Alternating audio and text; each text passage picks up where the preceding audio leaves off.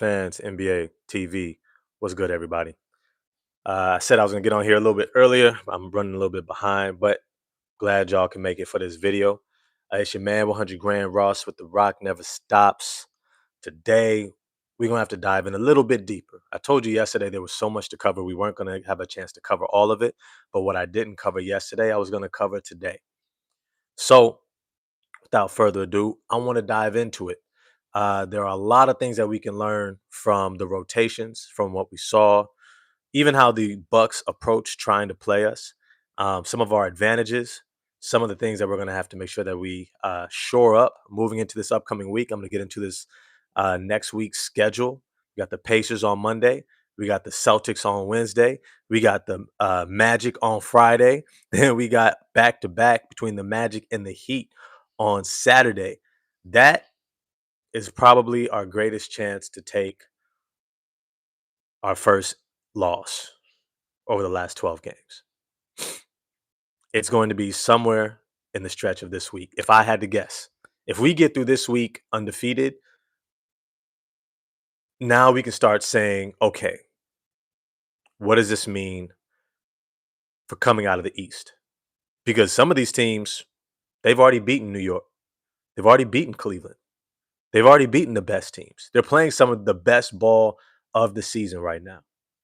So if we can come out of this week unscathed, without an L, is saying something.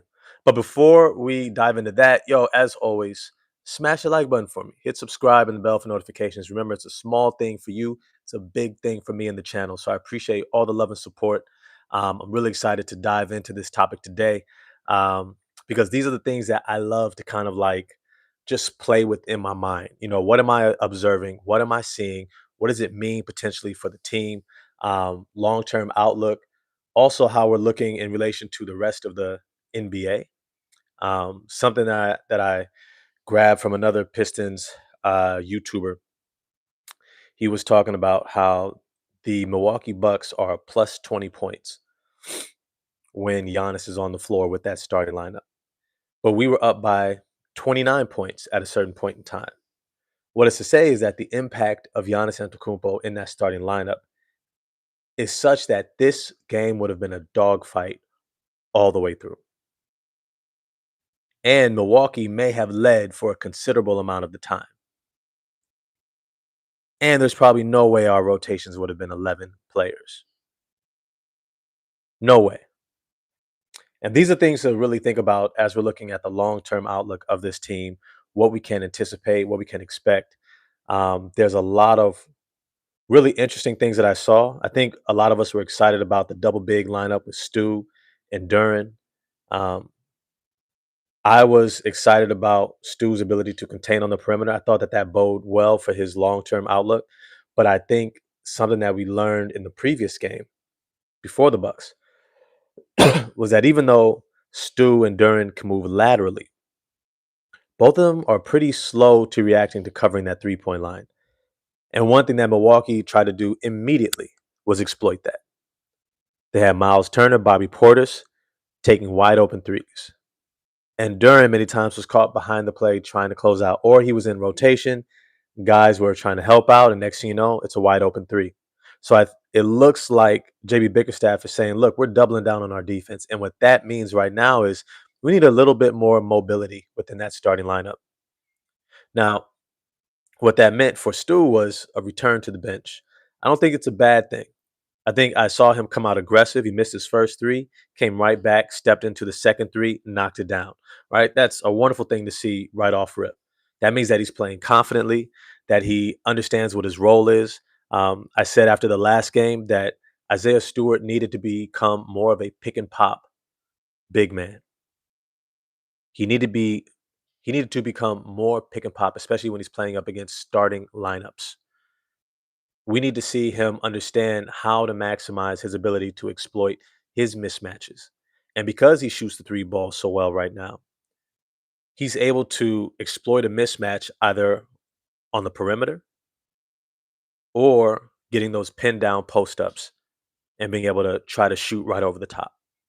Now, he's not always going to have the advantage, but his recognition of what to do when he has an advantage and playing into it, that's what I wanted to see. That's what I wanted to see. With Tobias Harris back in that starting lineup, I think what we also saw was a little bit more movement shooting. We not only had Duncan Robinson coming off of screens, and he was absolutely fantastic, and I'm going to get to him as well. But it's to say that also Tobias Harris understands how to move without the ball along that perimeter to make sure that he's relocating into spaces to get wide open threes. Having two players rotating in that way, man, it really opened things up for us. It really opened up our offense. And if we saw in that first half, especially, that ball was zipping around and it was finding the open guy.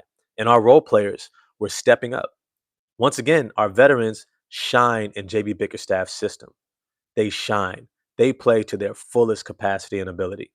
And it's something that you don't always see everywhere. Like many times veterans do understand different offensive schemes.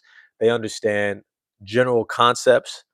They understand where to be, spacing, right? Read and react, moving without the ball, how to play as a part of a collective, communication, all those little things, right? They understand it.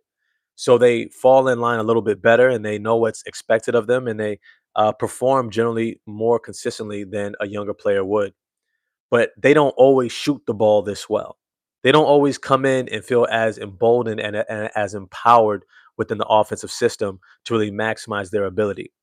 Shout out to JB Bickerstaff and Trajan Langdon for bringing in the veterans, but for JB to be able to connect with them and to maximize what they're able to do on this team. There's another part of that, though. Veterans also get preference.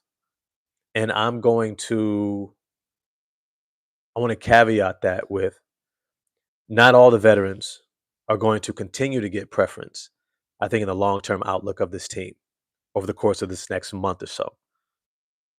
And I'm going to get to Karis LeVert in a little bit, right? Easter egg spoiler. All this to say is Tobias Harris's impact in that starting lineup was evident off top. His energy, ability to get out in transition, his shooting, his finishing, his shot creation had a little drive right, put it behind his back, created space against Miles Turner, shot it over the top. Money, money. So it's something that more and more I'm seeing like, okay, Tobias Harris right now is still better than Isaiah Stewart in terms of this starting lineup at the power forward position. And I think JB Bickerstaff is going to continue to lean into that veteran presence and say, hey, this is a stabilizer for us. Tobias Harris, Uncle T, Uncle T, Tobias Harris is going to continue to start because of his influence and impact in that starting lineup and ability to settle us down.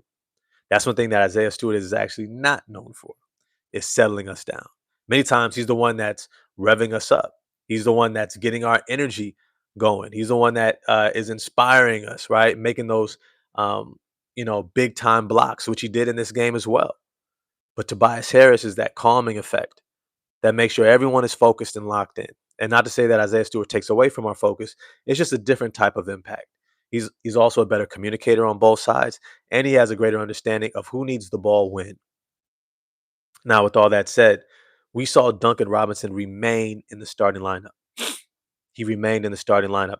Now, I've been a huge advocate that Jaden Ivey needs to get into the starting lineup as soon as possible, simply because we need to see the reps. We need to see Cade, Asar, Tobias, Duran playing together as much as possible this season. And it's going to be a learning curve. These guys are going to have to figure out their rhythm, but I can understand JB Bickerstaff's hesitancies. The first is Jaden hasn't played in over a year or almost a year now, right? His rhythm, his timing, uh, his confidence. These are all things that you need to see in real time, not just in practice. And I'm sure that he's played confident. Pretty sure, he's 110% healthy and ready to go. But it's that rhythm, it's your legs, it's that feel, it's that springiness when all the fans are in the stadium and they're cheering against you or for you. When you have another team who's been scouting you and you're there in real time and you're having to play defense and offense and transition and do all these different things, do you still respond how you did before? How does your body respond after the game, after you played, and then after you looked at film? So just throwing him into a starting lineup may not have been to his advantage or ours. So I completely understand that. The second thing is he's also on a minutes restriction, and it's a heavy minutes restriction. I understand the hesitancy to just throw him out there. Good play, good play. At the same time, I was impressed with Ivy's ability to find his rhythm despite that minutes restriction. It sounds like listening to JB Bickerstaff that he had a very clear message for Ivy to just go hoop, go play your game, man. Go enjoy being out there, run around, give us your energy, right? Give us that heart out there. We'll let the chips fall where they may,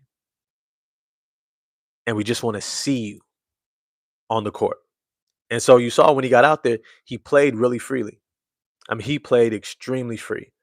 There were a couple of calls that, didn't go his way, an offensive foul that I was like, it should have been a no call. Like you could play defense so close that now I don't have any space to actually try to get off a shot.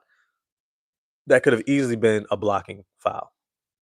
And then you have what should have been an and one ended up being on the floor call. So he could have had even more points, right? He could have ended up with a 14, 15-point night. Who knows? But it's to say that he had an excellent return. He got into his bag. He was able to create his own shot. He was able to get downhill to the rim. He was able to collapse the defense repeatedly. He got out in transition.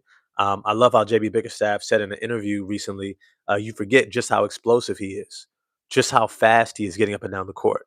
And God, was I worried when he was trying to get his first bucket and I saw Cole Anthony in front of him. Oh my God. Yo, I was like, please, Cole, you owe him. Get the hell out the way. Get the hell out the way, bro. Just and he did.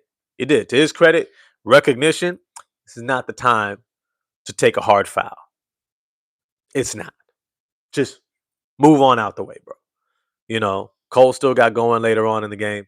All this to say is that in that moment, I was just happy to see Jaden Ivey getting up and down the court, uh, finding his rhythm, seeing the ball go in. He knocked down a three, knocked down some jumpers, got downhill, had some really nice assists, kickouts, made some simple reads.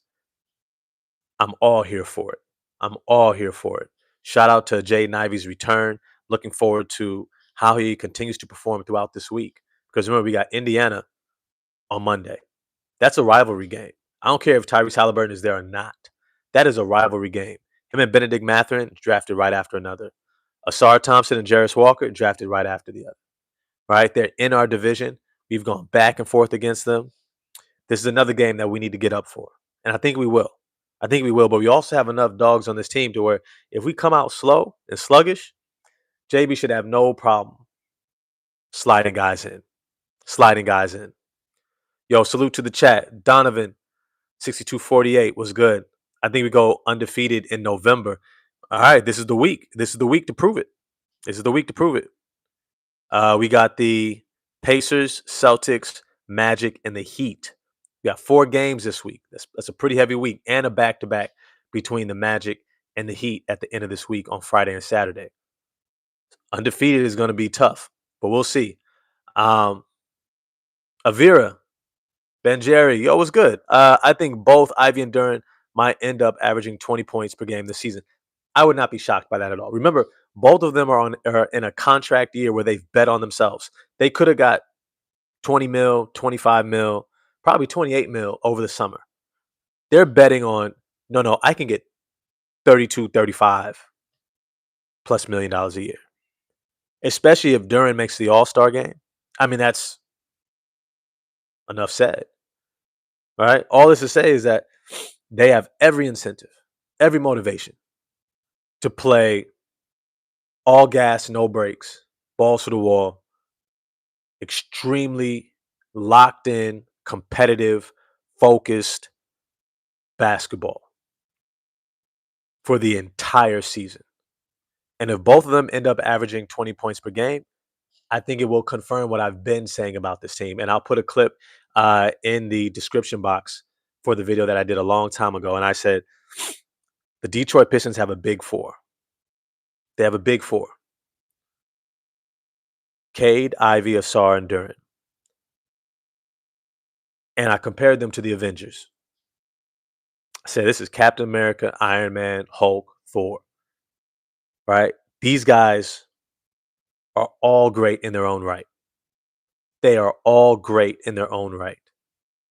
None of them is that much better, that much more powerful, that much. All of them are equal, but they're coming together in their own ways.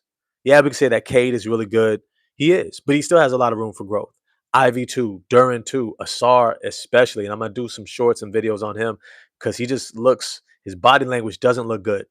I don't like his body language, and he's had moments where he's looked great, amazing, fantastic, and he has moments where I'm just like, oh man, head scratching, kind of cringe, possessions, and I'm just like, not even possessions, really it's just his drives to the basket.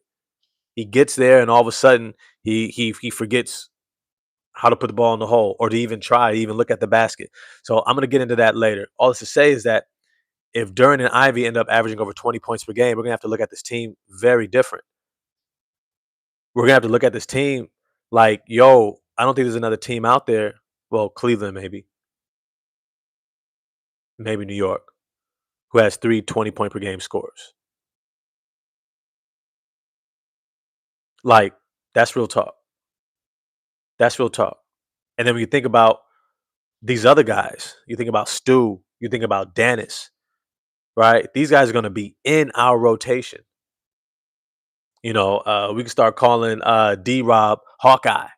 You know what I mean? We can start calling D Rob Hawkeye. We can get a Black Panther in there too. We can get, you know what I mean? Like we got plenty of Avengers to go around. We got plenty of Avengers to go around. So this team, when I look at the long term outlook, especially when looking at these rotations and where we're starting from. Remember, it's still November, y'all. We still got December. We still got January. We still got February, March, April until the playoffs. We got the All-Star game in 2 months, right? There is so much more basketball to play. We're at what? 12 and 2, 14 and 2, 14 and 2, something like that.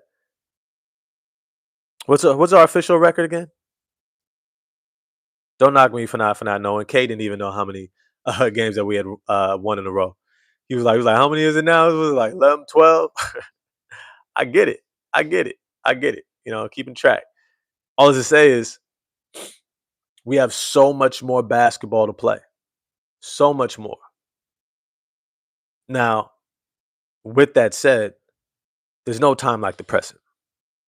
There is no time like the present. And I say that to say that when we look at this roster, when we look at who we saw JB Bickerstaff choose to say, you're going to start, you're coming off the bench, and we're going to try to get you into the rotation, B-ball Paul.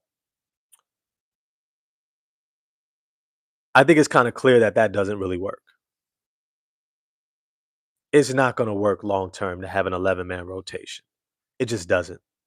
The reality is you can go 9 deep, and if you're blowing teams out, maybe 10, right? If you have a huge blowout, maybe you get to 11 and 12. And I think that this team is good enough to consistently blow other teams out. So those guys should have a chance to get in there. But if I'm honest with you, I think this rotation needs to be tightened up. I do. I completely do. When you got Dennis Jenkins, you got Jaden Ivey and Isaiah Stewart, that's your 8. You got Javonte Green, you got Karis LeVert, that's 10. You still got B-ball Paul, that's 11. And that's without mentioning Ron Holland. And I keep saying this, even though he had a better game last game, it's still evident he's not in a rhythm when it comes to shooting that shot. Eh, I'm not sure what it is. I'm not saying that he's shooting it bad. I'm saying he doesn't look comfortable out there. He doesn't look like he's in a rhythm. He doesn't look like he feels, I don't want to say confident, but it's to say it doesn't look good. It doesn't look good. I love the effort on defense. I love the rebounding, but he just seems hesitant. He seems a little bit behind the play. He seems a little bit like he's just trying to not mess up. He's trying to do the right thing. Like, if I'm honest with you, he's trying too much instead of just doing, instead of just playing. It looks like he's trying. And I'm not completely mad about that because a lot of learning to be a professional is learning how to show up even when it doesn't feel good and smooth and easy and calm and everything's just nice and everything's just right. But I think that because of these number crunches, because of the rotation, because of our depth, there's a golden opportunity. And I'll keep saying this. Take Marcus Sasser, Chaz Lanier, take Ron Holland, Bobby Klintman, Tolu Smith, and go to the G League and go hoop. I'm telling you, it does something to you to remember just how good you are playing against competition. Because remember, it is competition in the G League. These are lottery picks, first round picks, second round picks who were all league in their conferences, who were potentially all Americans, who were first team this, all defensive that. Those guys in the G League, these guys could hoop. These guys could have significant roles playing elsewhere around the world, but they're still vying for an opportunity to get into the NBA. I remember Ryan Rollins, who's been hooping for Milwaukee, was just in the G, right? So, like, these dudes are competitive, but it's an opportunity to remind yourself that you're still better than even them, that you're the cream of the crop. And to really remind yourself of that, you need minutes, you need touches, you need opportunity, you need the chance to have the ball in your hands in critical moments. You need the opportunity to find your rhythm because you know you're going to be starting. You know you're going to get 30 minutes in this game. You know you're going to have an opportunity to be a primary focal point of the offense, defense, making all the rotations, having to remember all the rotations while making them, playing on the ball, off the ball, right? Like having the versatility and expansiveness of your role and you thriving in it helps you to also acclimate yourself for when you come back to the main roster, to the main club, the NBA team. And then now you understand, oh yeah, Kate is running this action. I know where the help is probably going to come from. Let me rotate here because when I was running that action, that's where I was able to get my assists. Right? Like these are the little things that having an expanded role helps you to understand what these guys are experiencing. Okay, this pick and roll is happening here. That means that they're probably going to help off of here. Oh, he's staying home. Okay, you know what I might do if he's focused too much on this action here? I might backdoor cut him. Right? Like you see the game a little bit differently when you've had a bigger role and an opportunity to be on the court to experience the full game for a more consistent time. This is why I think the G League is so essential for the NBA and for these Detroit Pistons. Not just that, but God forbid somebody gets hurt again, knock on wood, right? Injuries happen. Somebody gets hurt again. You want these guys in a rhythm. You're gonna want Marcus Sasser, Chaz Anir, Ron Holland, Bobby Klintman, Tolu Smith in a rhythm, in a real rhythm, so that they're playing confidently. Imagine if, just imagine if those five guys all pop the way that Dennis Jenkins has. They go down there, they get into a rhythm, something happens, and all of a sudden they come right back and they are balling out for us. How amazing would that be? But sitting on the bench, just doing workouts with coaches. Because remember, teams don't really practice a lot throughout the regular season, especially when you have back to backs. You only have one day off. That there isn't a lot of full scrimmaging, practicing going on. Those guys need to find opportunity to play, to play. And I think the G League is just that for them. But that also leaves us with the question of, well, then what is going to be the bench rotation for this team, for the Detroit Pistons moving forward? Well, I still believe Jaden Ivey needs to get into that starting lineup as soon as humanly possible. But I understand that D Rob, right, Hawkeye from the Avengers, the sniper, he is playing out of his mind. He's playing amazing basketball right now. I he is making it so hard for JB Bickerstaff to take him out of the starting lineup. He is. He may not be the best on ball defender, but he gives 100% effort, and he's a hell of an off ball defender because he's always in the right position, even if he can't make the spectacular play. Even if he can't make that steal or that block or even necessarily secure that board, he's always in the right spot. He's always communicating, he's always talking, he's always tagging, he's always hedging, he's always doing the little things that you expect from veteran players who understand how to play high level defense. Remember, most of defense is in your head and in your heart. It's in your head and it's in your heart. Knowing where to be, knowing how to communicate and what's going on, what is our scheme, and what I'm observing here on the court, and my heart to say, I'm going to give effort. And coming from that Heat culture, that's exactly what all that is about. I got it here. I got it here. Now, I may not have the talent. I may not be an all world athlete. I may not be able to do all these different things, but you, this and this won't ever be questioned when I'm on the court. Right. That's what he's bringing to this team. And you're seeing it. And it looks beautiful. It looks amazing. It looks amazing. So I can understand why JB Bickerstaff is keeping him in that starting lineup. Makes a lot of sense. Before I continue, I got 17 people in the chat. Do me a favor, smash the like button for me while you're here. I totally appreciate all the love and support. Helps out the channel a ton. So smash the like button for me. Just little tap, little thing for you, big thing for me. I really appreciate all y'all. Let me get to the chat a little bit. Salute Donovan in the chat. Nick Ballin, Ivy look good, man. This team is special. I think so, man. He looked real good. Rashad Walker, what up, though? And Mr. 313, Giannis would have totally changed that game. Yes, he would have. Would have made it a fight, but I think our players did get bored and start making lapses and start having lapses. Yep. But more intensity and our players would be more involved at the end. Very true. Great point. Great point. I think Giannis would have definitely turned up the competitiveness in this game. I think he would have challenged us in a way. I'm actually curious. I'm actually really curious, actually, if we would have started Isaiah Stewart or Tobias Harris if Giannis was in this game. I mean, maybe we start Tobias Harris and stick him on Miles Turner. But I don't know if we necessarily want Duran as a primary defender on Giannis Antetokounmpo in terms of his ability to pick up fouls easily.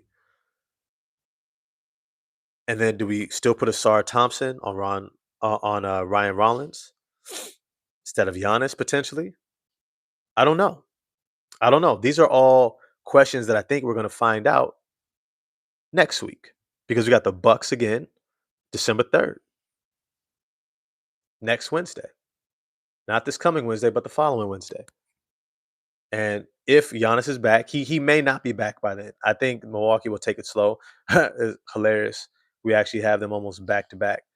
But then we have them 2 days after that on Saturday, December 6th. So I'm not sure. Do we face the Bucks 3 times or 4 times this season? Somebody let me know in the chat. Do we face the Bucks 3 or 4 times this season? But hey, let's move forward. This bench unit, 4 times. Okay. So we have 3 this year, this calendar year, and then we'll have one more time. Looks like, yep, in the New Year's. Now that game, let me see. I think it might be towards the end of the season too, which would be a bigger game because I would not be shocked if the Milwaukee Bucks aren't really close to us in the playoffs that we might end up in a first round matchup against them. I would not be shocked. Could somebody tell me when is the last time that we play the Bucks? When that fourth game is? Because it isn't just like a divisional rivalry. This is also going to be likely where we see Giannis come back. If we don't see him in this calendar year, he'll definitely be there for that last game next year. Let me see. I don't see a Bucks game. Yeah, I see it on the 6th. I see it on the 3rd. And we just had our game last night. It might just be 3 times. It might just be 3 times. Let me see. Barry Clave, I really enjoyed listening to this guy talk about Pistons. Thank you. I appreciate that, man. Appreciate that, Barry. Let me see. Richard, uh, Uncle Robinson has been decent in the passing lanes. He just tends to get beat off the dribble, taking off the D, huh? Taking off the D, huh? Yeah, no. D Rob, Hawkeye, I appreciate his effort. Appreciate his effort. So he's probably going to be in that starting lineup for a while. For a while. And when he moves to the bench, he will be a primary option coming off the bench immediately. But I want to get to this bench rotation because this is really kind of the biggest factor for me. This is the biggest factor for me. We have to tighten up this bench rotation. We have to. We have to. Uh Stu can come off the bench quickly. I don't mind that. Ivy, of course. But the one player that they need to make clear has earned the right to be that seventh or eighth man off the bench is Dennis Jenkins. Dennis Jenkins has outplayed Karis LeVert. Dennis Jenkins has outplayed Javante Green, as well as Javante Green has played. He's outplayed Paul Reed. He has proven he should be a primary piece within our rotation. His minutes on the court in that second quarter took control of the game for us. He broke down that zone defense single handedly. He knew exactly where to go. He knew how to move the defense with ball fakes, how to find open players. He got the ball exactly where it needed to be for us to get great looks, not just good looks, great looks. Got out in transition, finished. He knocked down his only three. That shot looked so wet, it was crazy. That thing barely rippled the net. Like it just like it didn't even give you the you get that little whip sound from the net. It was just you didn't even hear it. It just dropped. It just dropped. That shooting plus his facilitating, his on court awareness, processing, um, being really just a floor general. He needs to be on the court more for us. 100%. Defensively, he does an amazing job containing his man, moving his feet laterally, getting contests, rotating, moving with the ball, being ahead of the play. He does so many things well for us on both ends. You cannot stick him as a number 9, number 10 guy off the bench. I'm sorry. JB Biggerstaff needs to pull Karis LeVert and Javante Green and Paul Reed into the office and say, look, it's Dennis, it's Ivy, it's Stewart. The rest is between you three. And that's if Ron Holland and them boys is in the G League. Otherwise, you really have four guys competing for two spots: small forward and power forward. It is what it is. It is what it is. And if Dennis Jenkins can continue to shoot, we know Ivy can shoot. We know Stu can shoot. Do we need Karis LeVert shooting? If Ivy and Dennis can break down the defense, create plays, can create their own shot, do we need Karis? If both are more capable of making defensive plays, and if I'm honest with you, Karis LeVert and Jaden Ivey's defense is pretty similar. But Ivy's in the contract year. Ivy is the greater talent. Ivy's younger. He is a part of our core rotation. So he's going to get the leg up. And he's a better shot creator, shot maker, shooter, all the above. Those three need to be locked into the rotation off the bench. And the rest you let fall where they may. I think, and you all let me know what you think in the comment section. I'll send Ron with Marcus, Chaz, Bobby, Tolu into the G League. Into the G League. Yo, go hoop and get 30 plus minutes a game. Go get your 28 to 32 minutes a game. Get all the touches, all the shots.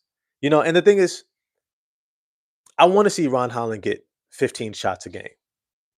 I want to see Marcus Sasser get 15 plus shots I want to see Bobby and Chaz, right? Getting 8 to 12 shots, getting up threes, trying to create shots, play make, have plays ran for him, and not just standing in a corner, not just being in the dunker spot, not just doing this end of the rotation role play that is not a part of really their potential long term outlook. And it might be for some of them. Tolu, Bobby, Chaz, even Marcus. I don't know what the long term outlook is for your careers. I do think that for sure Bobby, Marcus, and Ron have a larger role outlook in terms of their talent and their abilities and their skill. But it's to say that those shots and those reps have the opportunity to help them develop their game at an accelerated rate in a time where we can actually sacrifice that.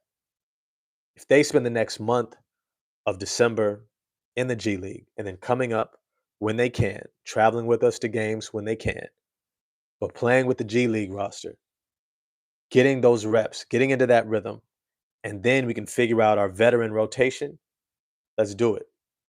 Let's do it. Because with Dennis, Ivy, and Stu as our three off the bench, and then we have either Karras, Javante, or B-Ball Paul coming off the bench, that bench rotation should do exactly what Dennis and those boys were able to do in that second quarter. Extend leads or get us back a lead. I would be expecting that every single time because that bench unit is going to have more talent than any other bench unit. There's not a single other bench unit that I would compare and say, oh, is just as good, is better at all. Nick, Ball and TV was good, man. How soon till Ivy starts? I don't think it'll be long. And that's a great question. I don't think it'll be long. I think it'll be for sure when he gets off minutes restriction, Ivy will be back in the starting lineup. That's just is what it is. It is what it is. Because it makes absolutely no sense to bring him off the bench, not someone of his talent at his age in a contract year, and understanding that Duncan Robinson is probably not going to be what we want as a starting shooting guard, off guard in a playoff series. As good as he is, teams take things away. Teams know how to nullify certain aspects of your offense. And we know for a fact, no matter what, shooting goes down in the playoffs. Shooting goes down in the playoffs every single year, every single playoffs, because teams are more locked in. They're doing the little things to make it that much more disruptive, get you out of your rhythm. They're much more physical. They're going to play those passing lanes. They're going to do all the little things. They're going to be locked in every single possession. You are not going to get a lot of those shots. And the teams that we're facing are going to just be better. They're going to be better teams with more talent, more length, more speed, more athleticism, better defenders, higher IQ players. Right? They're going to talk really well on defense. They're going to have you for 7 games potentially. So they're going to be locked into your scouting report. You're not going to get the same shots. So I know it's great right now that Duncan Robinson is shooting 45%, something like that. Crazy, right? But we have to understand that that's going to come down to earth at some point. It's going to be somewhere around probably around 40% for the season, which is still amazing. But then when the playoffs come, it's going to drop down probably around like 36%. Less shots to go around, heavier defense. And if you're not knocking down those shots, what else are you doing for us? Which is really what it comes down to in the playoffs. Can you play both ends? Can you play both ends? Can you give us something on defense, rebounds, playmaking, assists? And Duncan does have those things. I think it's just best served coming off the bench, especially in a playoff series. And if that's our long-term outlook, there's absolutely no reason to have Ivy coming off the bench when you know that he's your long-term potential future starter, and you need to know what that looks like. You need to know what it looks like. So I don't think that it goes past Ivy's minutes restrictions before he's in that starting lineup. It'll happen sooner than later, probably within the next coming weeks. But great question, though. Great question. I always appreciate the chat. Um, do you think the Pistons will be able to afford Duran, Ivy, Asar extensions? I do. I do. A way to look at it is the contracts that are going to be coming off the books in the next couple years. Karis LeVert, Duncan Robinson, even Tobias Harris after this season. That is where they're going to find the money. There's enough room to, let's say, get those three guys for under 100 mil. There's enough room. There's enough room. Uh, it will squeeze the rest of the roster. It will. And they will be in the apron, past the first apron, which they should be if you're competing for a championship. Remember, I always tell you the whole first, second apron salary cap stuff is BS. It's BS. It's just it's un-American. It's supposed to be a meritocracy where you work hard and you get the benefits of your labor and your value, maximize your value and earning potential. And all of a sudden they go, but in this field, we get to set your earning potential and your value. And we get to say it can only come this high, right? It's kind of crazy. It's kind of crazy. It's like you outperform everybody at work, but you make the same amount as everybody at work. Or they tell you at your job you can only make this amount no matter how high up you get into the company, right? You would leave. You would leave and go somewhere where you can get paid your value.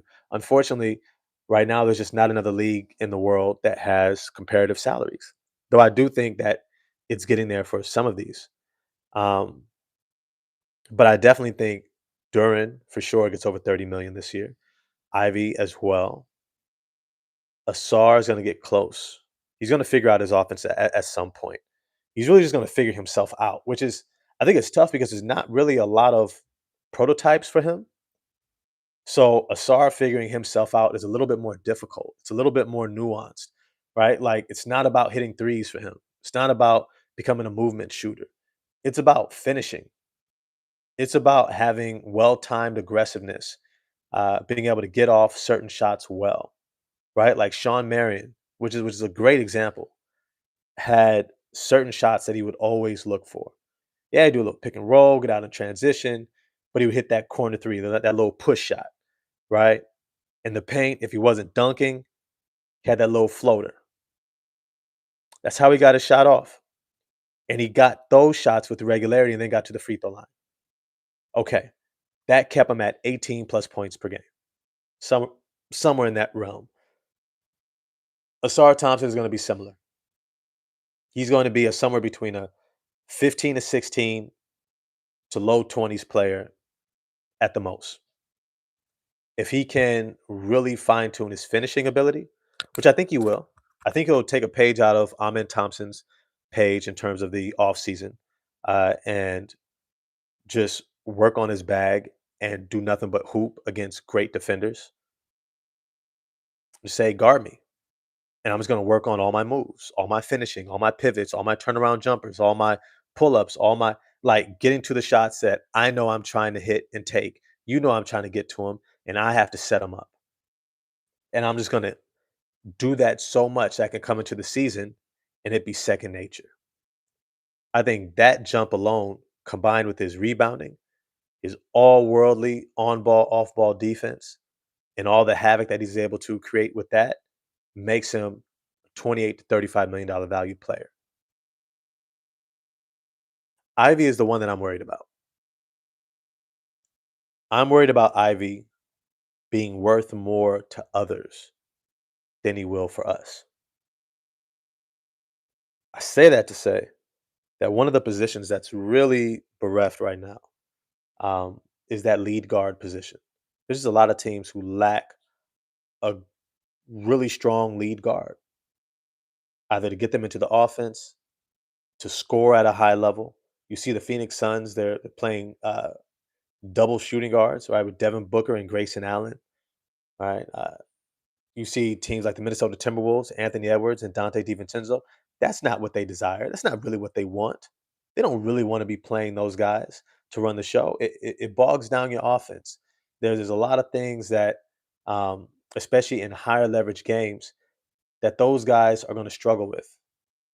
If you need to be a 30 plus point per game scorer, especially in the playoffs, and you need to get the team involved against a high level defense, it's going to get bogged down. It just hasn't ever proven to work. Ever. Ever. Show me one example of a team in the playoffs that started two shooting guards in the backcourt that played well and that had deep runs. It just doesn't work well. You need balance. You need balance. That may make Jaden Ivey extremely attractive to a lot of other teams. Extremely attractive. Look at teams like Atlanta. You look at teams like Brooklyn. Look at teams like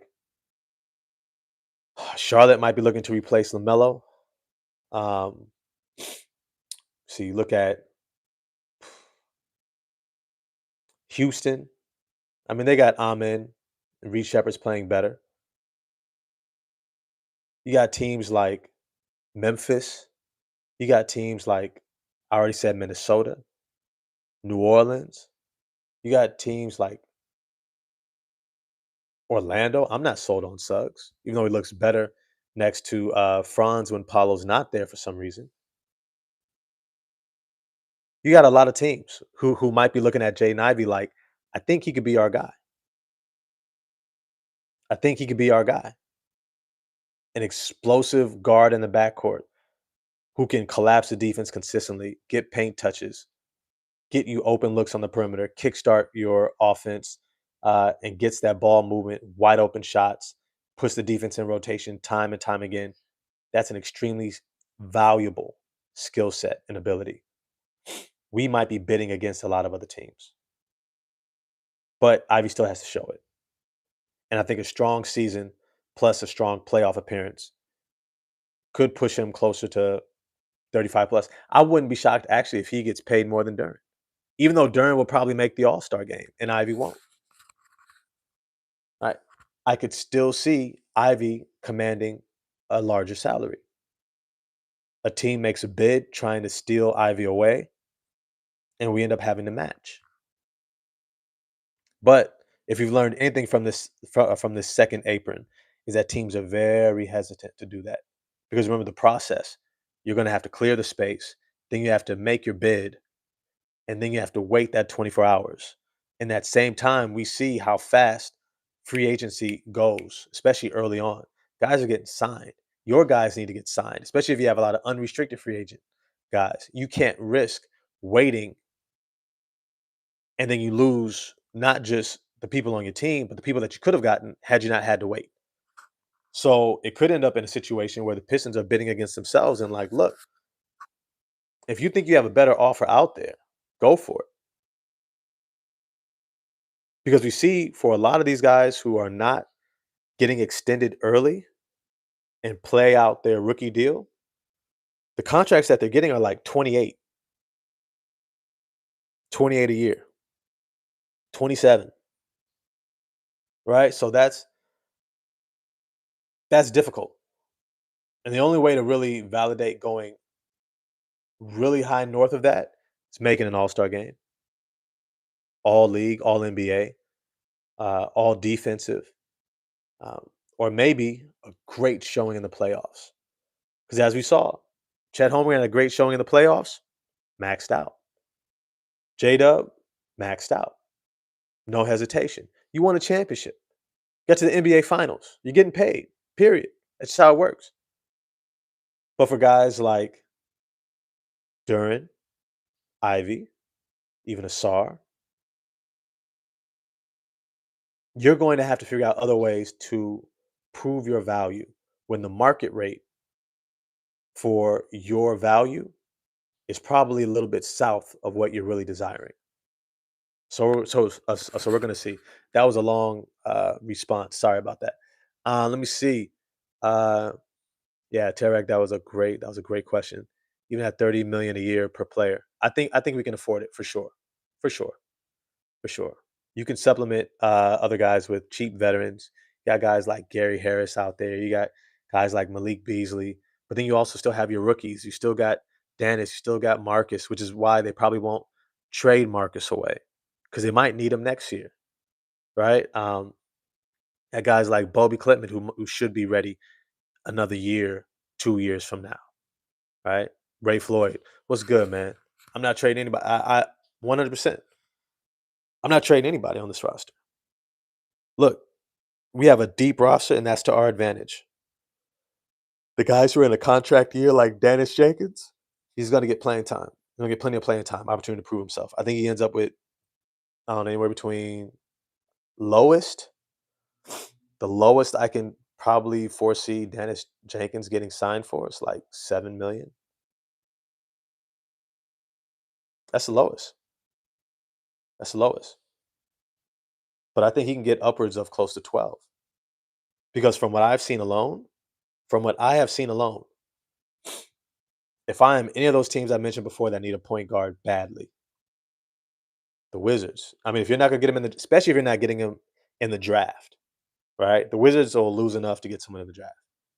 New Orleans looks like they might lose enough to get someone in the draft, right? And there's Freeman, and then there's Brown Jr., the 2 point guards in the draft.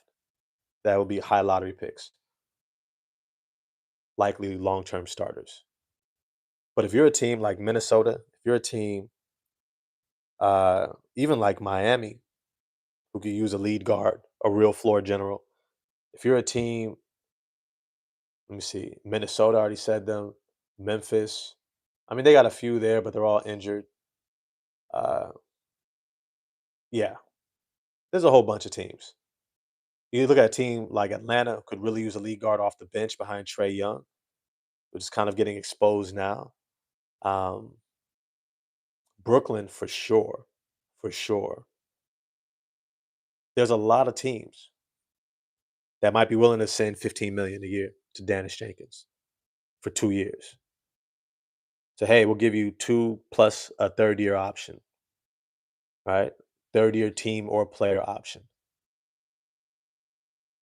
And if the Pistons are only offering him 7, he's gone. So that's how it could work out, especially if he keeps balling the way he is. And that's another reason why we might keep Marcus Sasser. Portland behind Dame. Now Portland still has Scoot Henderson, who they're really high on. Orlando, Sacramento, Nets could use Dennis. Facts. Facts. Add Washington, add New Orleans, add Brooklyn. Oh, you already said Brooklyn. Yeah, Minnesota could use a point guard, a lead guard, badly, badly. So Dennis Jenkins could be a little bit tougher to re-sign because teams could throw a larger contract without it necessarily negating their ability to re-sign their own guys. But Ivy would be a little bit tougher for teams, but it depends upon how he plays this season. If he's balling out, expect the offers to come for sure. For sure. Let me get to a few more of these um, before we get out of here. Uh, oh, do you think that because they didn't sign during the Ivy in the offseason, that we won't be able to get them next season? No, not at all. All right, let me just conclude it at this. The Detroit Pistons have a hell of a week in front of them. They have a hell of a week in front of them with the Pacers. Let me get the schedule right. The Pacers, the Celtics, then the Magic, and then they have the Heat on a back to back. So they have 4 games in 6 days. 4 games in 6 days. That is a tough run. That is a tough run. What that means is they will have to go into that bench, which is why they need to get that bench rotation down. But they will be tested on this run. Make no mistake about it. They will be tested. It will not be sweet and easy. It will not be comfortable. These teams are going to be coming for them. These teams are figuring out, you know what, we have to exploit Duran, uh, playing on the perimeter, having to close out to a shooter. We have to keep him in movement. We're going to have to continue to press Cade Cunningham. We're probably going to force Asara Thompson into beating us and trying to take more shots. You got to take away Duncan Robinson. Um, Tobias Harris, you'll probably live with his production. even though it can hurt you, but you'll live with it because you have to focus on Cade. You have to focus on D Rob. Got to focus on Duran. And then the bench mob. That is where I think one of our greatest advantages is going to come. Our defense and getting out in transition for easy offense is our number one factor. Cade, a closer, dominant scorer, him and Duran, that's our second factor. And then there's our bench. Our bench has the ability to put it out of reach for teams. That bench should be averaging anywhere from 15 to 20 minutes a game. I've already kept saying Dennis, Ivy, Stu.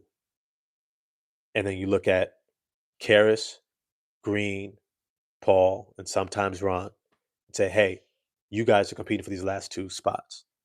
But I need to see those other three. Dennis, Ivy, and Stu should be getting 18 to 20 minutes a game. The rest can vie for the rest of the minutes. That's just how I feel. I think it's clear. I think it's evident. I think it's evident. Stu is playing well. Ivy is back. He's looking good. Dennis has been playing out of his mind. There's no reason why any of the other guys should be stealing minutes from those three off the bench. And if that's your 8 plus whatever else you want to supplement with based upon matchups, lineups, uh, uh, injuries, whatever competitive advantage from one night to the next, if you don't want to play Karras on a back to back, which I understand because he's injury prone, there's all sorts of reasons to go a lot of different ways. But those guys need to be locked in. That 8, that top 8, our starting lineup, plus Dennis, Ivy, and Stu, should be untouched. There needs to be a set rotation. And that's something that I really want to see from JB Bickerstaff from this week. A set rotation off the bench. If you don't want to put Ron Holland and them into the G League, okay. Ron Holland may end up being number 9. Okay. Then you're going to have maybe Karras, number 10. Javante is number 10. Okay. But it's going to be tough for these guys because they all want to compete. They all deserve playing time. Um, but it is what it is. It is what it is. Look, I got to get out of here, y'all. Appreciate y'all. Got a lot to do today. Glad you're able to jump in here with me. Word of the day, enjoy the sunshine. Enjoy the sunshine. Life ain't always about working and trying to be better and improve. Sometimes you just got to enjoy the sunshine. So get outside today if you can. Get some sun on your skin. Soak it up. Get that vitamin D. Remember to enjoy your life to the fullest. And I'm going to get at y'all tomorrow. Peace.